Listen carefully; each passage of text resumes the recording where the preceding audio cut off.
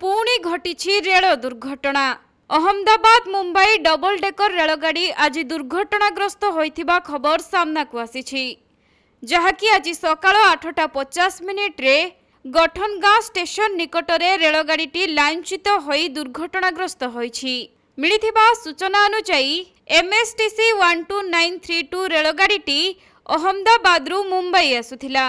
आउ रेलगाड़ीर कपलर भांगी जिबारु एही दुर्घटना घटिथिबा जଣା पड़िछि।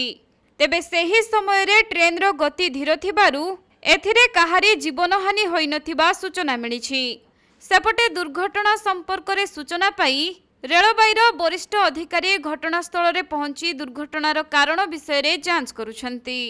आउ एही रेल दुर्घटना जगु दीर्घ समय धरी ट्रैक रे गाड़ी अटकी रहिथिबारु अनेक यात्री नाही नथिबा असुविधार सम्मुखीन होइछंती।